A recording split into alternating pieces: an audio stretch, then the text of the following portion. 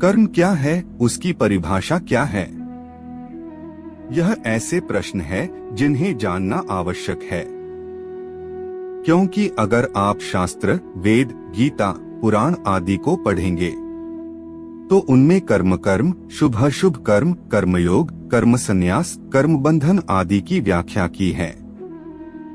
परंतु कर्म क्या है? कर्म की परिभाषा क्या है? यह स्पष्ट रूप से हमें ज्ञात नहीं हो पाता।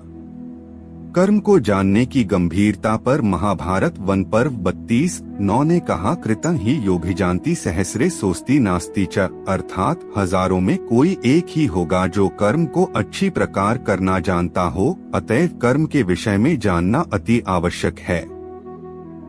कर्म क्या है?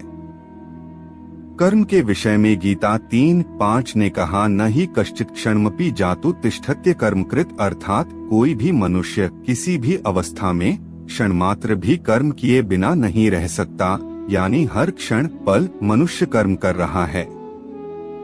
क्योंकि हम 4 तरीके से कर्म करते हैं।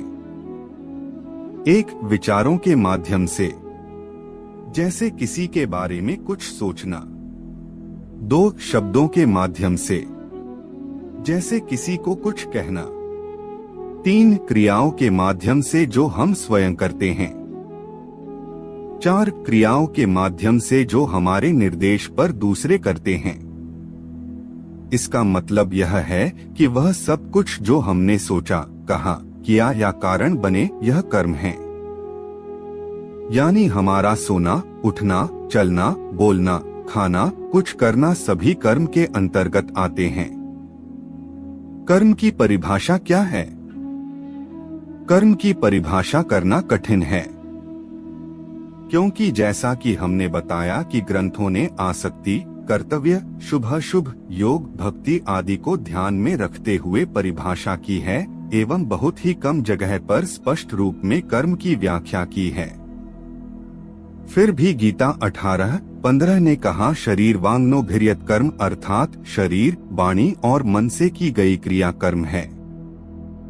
यानी शरीर निर्वाह संबंधी क्रियाएं, नींद, चिंतन आदि क्रियाएं और समाधि आदि क्रियाएं, ये सब कर्म ही है।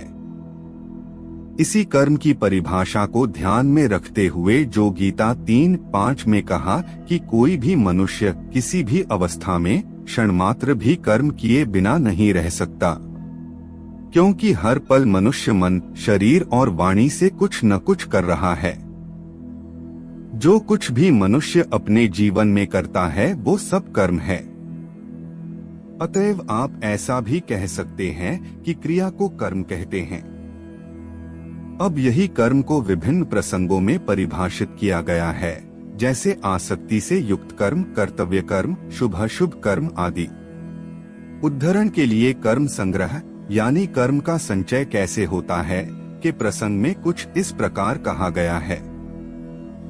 गीता 18:18 ने कहा, करणं कर्म कर्तेति त्रिविधः कर्म संग्रह, अर्थात कर्ता, करण तथा क्रिया, यह 3 प्रकार का कर्म संग्रह है। क्रिया देखना, सुनना, समझना, स्मरण करना, खाना, पीना आदि को क्रिया कहते हैं। दूसरे शब्दों में करने को क्रिया कहते हैं। कर्ता उपर्युक्त समस्त क्रियाओं को करने वाले को कर्ता कहते हैं। दूसरे शब्दों में कर्म करने वाले को कर्ता कहते हैं। करण जिन मन, बुद्धि और इंद्रियों के द्वारा उपर्युक्त समस्त क्रियाएं की जाती है उसको करण कहते हैं। दूसरे शब्दों में जिन साधनों से कर्म किया जाए उसे करण कहते हैं। इन तीनों के संयोग से ही कर्म का संग्रह होता है। गीता 3:27 अनुसार, जब मनुष्य मैं करता हूँ ऐसा मानता है तो उसके किए गए क्रिया को कर्म कहेंगे। अतएव जब मनुष्य स्वयं कर्ता बनकर अपने मन, बुद्धि और इंद्रियों द्वारा क्रिया करके किसी कर्म को करता है तभी कर्म बनता है और फिर इसी कर्म का संग्रह होता है जिसे कर्म संग्रह कहते हैं।